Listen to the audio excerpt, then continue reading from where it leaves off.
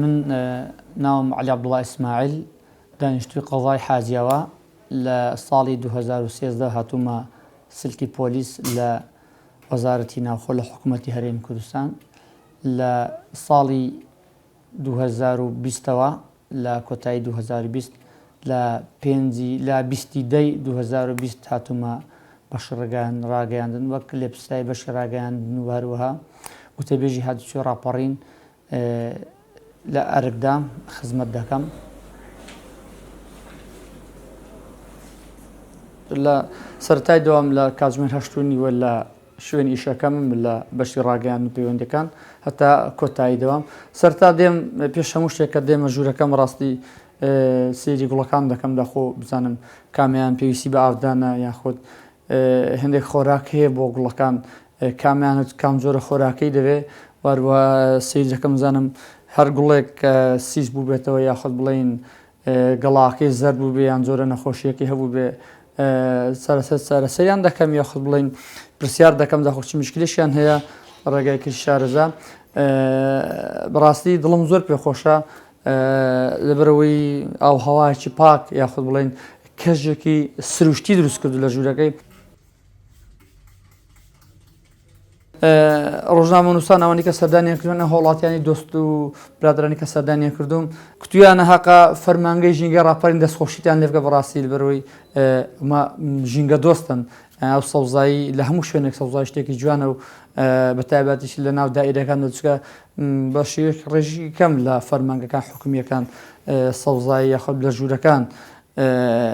گوڵی سروشتیان داناوە بۆیە پێیان جوان بۆ دەسەوشیان لێکردم بە بەشێک لە هاوڵاتیانیش کە هاتوون بینیوانە هەرسیمیان لەگەڵ گرتووە دەسەوشیان لێکردم پێیان شتێکی جوان بووە.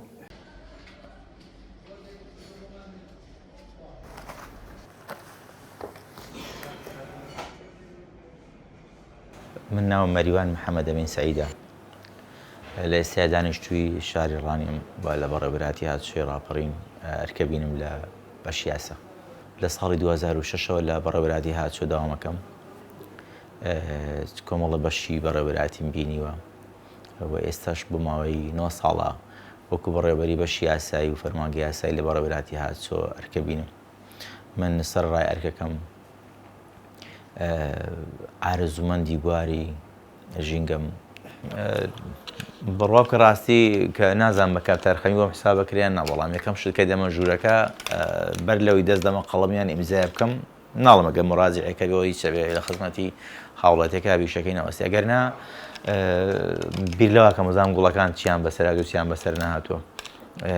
من یەک شت بژێڕمەوە لە فەترەی کۆڕۆنایە کە دایرەکان نەبوون کارە باشتە کوژایەوە و هاوینیش بوو ناچار بووم هاتم هەموو گوڵەکانم بردە دەرەوە لە نزیک ئەو پەنجەرەشتانە دامانە پەنجەرەم بۆ کردەوەی گوڵەکان زەرێریان پێ نەگات. من یەک شتی کە بەم پەرداخەوە بیرم کەوتەوە من ئەم پەرداخە ئەوە مەرجنی هەموو کاتی هەموو ئاوەکەی ناوی بخۆمەوە بەشێک یەمینێتەوە ینی ئەو ئاوە ناڕژمە شوێنێک گوڵەکەی پێ ئاوە دەم بە تایبەتی ئەوان لە ئینجانە بچووکانن. یەک بابەتی تریشمان هەیە من جاریوا هەیە ئەم پەرداخانەش ینی جۆرە لە ڕیسایکلین نانەوەی کە ئێستا ئەم پەرداخەمان هەیە ینی من ویستومە چەند لەقەیەکە لەم گوڵە وەرگرمەوە بە تایبەتی برادەر و شت کە داوایەکات چیم کردووە لە ناو پەرداخێکە شوێنێکم دروست کردو بۆ دووبارە بنیادانەوەی پارچەیەکی تر گوڵێشکان درەختێشکە. من سەر ڕای شوکارم وەکو فەرمانبەرێکی دەوڵەت لە شوێنکارەکەم کارێکی جیاوازم کردووە حەزم زۆر لە بواری سەوزاییە بەدەر لەوە بۆ خۆم لە ڕێکخراوێکی ژینگەی کە ناوی ڕێکخراوی سروشتی کوردستان ئەرکەم بینیەوە ماوەی ساڵێک هاوسەرۆشی نوێنەرایەتی ڕاپەڕینی ئەم ڕێکخراوە بوومە و بێجگە لە ئێرە لە شوێنی تریش من بەرداومە لە ئەرکی ئەوەی وەکو ئەرکێکی ئەخلاقی سەرشانی ئینسانێک لە کۆمەڵگە و لە سەرم زەمینەکە چەنە ژینگە پیسەکەین ئەوەش خەوڵتین ژینگە جوانتر بکەن یان ژینگە پاکەینەوە. سەوزایەکی زیاتر هەیە سەوزایە من بەشێکانم کڕیەوە بەشێکیان برادەر و شت بە هەوڕێ بە هەدیە بۆی هێناوین کە من زۆرم ڕاستی مەبەست بۆ لە ژیانمە ئەوەی هەدیە و شتانێک کەوێ بم کتێب و گوڵ بەلای منەوە زۆر بووە بەڵام بەداخۆ بەردەوام شێشەوە مشاکل لەگەڵم هاوڕێیانەمان هەیە کە مدمنی لەسەر جگەرە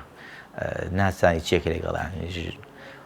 هەستەکەی غەدرێکەوە بەڵام بێ قبوڵیشی بکەیت بەڵام بخوا هەڵناگرم سوپاس کۆمەڵە برادر و شتێ لە بەرخاتری من مڕعاتی ژوور و